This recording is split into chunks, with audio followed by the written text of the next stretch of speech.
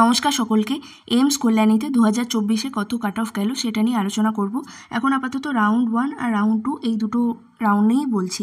তো রাউন্ড 2 এর পর কত কাট অফ গেল সেটা নিয়ে বলবো, এবং 2025-এ তোমাদের কত মার্কস স্কোর করতে হবে তার জন্য, এইমস কল্যাণীতে চান্স পাওয়ার জন্য সেটাও একটা ধারণা দিতে চাই। কারণ দিন দিন এত কম্পিটিশান বাড়ছে এবং কাট অফও দিন দিন বেড়েই যাচ্ছে। দেখো, রাউন্ড 1-এ যেরকম কাট অফ ছিল এইমস কল্যাণীতে, সেটা হচ্ছে ইউআর ক্যাটাগরির জন্য 2149, অল ইন্ডিয়া র্যাঙ্ক 2149, আর সিট অ্যালট হয়েছিল 50 জনের, ঠিক আছে।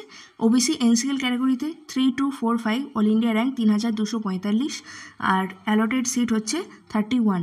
ইডব্লিউএস ক্যাটাগরিতে চান্স পেয়েছিল 11 জন, এবং তাদের অল ইন্ডিয়া র্যাঙ্ক ছিল, যেটা ক্লোজিং কাট অফ র্যাঙ্ক, সেটা হচ্ছে 4033।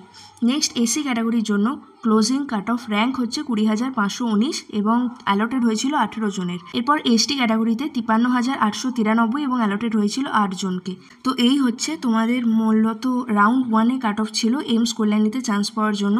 তো 2025-এর এইমস কল্যাণী চান্স পেতে গেলে, বা যে কোনো এইমসের জন্যই বলতে পারো, তোমাদেরকে এখন যেরকম এবছর যেরকম ট্রেন্ড হয়েছে, দেখো 2025-এ আবার কীরকম হবে সেটা এখন থেকেই বলা যায় না, যেহেতু অনেক কিছুর উপর ডিপেন্ড করে, কোয়েশ্চেনের প্যাটার্নের উপরও ডিপেন্ড করে।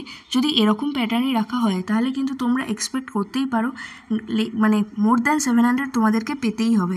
এইমসে চান্স পাওয়ার জন্য 700-র ওপরে কিন্তু স্কোর টার্গেট রাখতেই হবে, তাছাড়া চান্স পাওয়া খুব মুশকিল। তাই যারা এখন পড়াশোনা করছো তারা চেষ্টা করো যাতে 700 থেকে 720-র মধ্যে তোমরা নিয়ে যেতে পারো নিজেদের স্কোরটাকে। যদি না কোয়েশ্চেন প্যাটার্নে কিছু চেঞ্জ হয়, যদি একটু ডিফিকাল্ট করে দেয় কোয়েশ্চেন পেপারটা, তাহলে কিন্তু হতে পারে তোমাদের কোয়েশ্চেন মানে কাট অফ কমতে পারে, সেক্ষেত্রে আলাদা একটা পরিস্থিতি তৈরি হবে। কিন্তু এই বছর অনুযায়ী ইউআরএ closing cut off rank round 1-এ 2149, তার মানে মার্কস অনেকটাই বেশি। চলে এসো রাউন্ড 2-তে। রাউন্ড 2 এই দুদিন আগেই রেজাল্ট বেরিয়েছে কলেজ অ্যালটমেন্টের।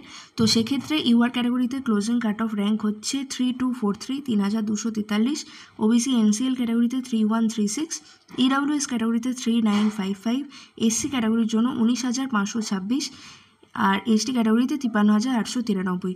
দেখো, কিছু মানে ইউআরএ কাট অফ একটু কমেছে, তোমার ওবিসি এনসিএল বা ইডব্লিউএস এসি সবার ক্ষেত্রে কিন্তু বেড়েছে। মানে যেহেতু নতুন অনেকে রেজিস্ট্রেশন করেছে সেকেন্ড রাউন্ডে, তাই তারা চান্স পেয়ে গেছে, তাই পরের দিক পর্যন্ত আর নামেনি। কাট অফ রাউন্ড 2 অবধি এইমস কল্যাণীতে, এবং 2025-এর যারা টার্গেট করছো তাদের জন্য আমি বলেই দিলাম, আরও বেশি, যতটা সম্ভব বেশি মার্কস স্কোর করা যায় সেই অনুযায়ী পড়াশোনা করতে হবে। তো এটাই ভিডিওতে বলার ছিল।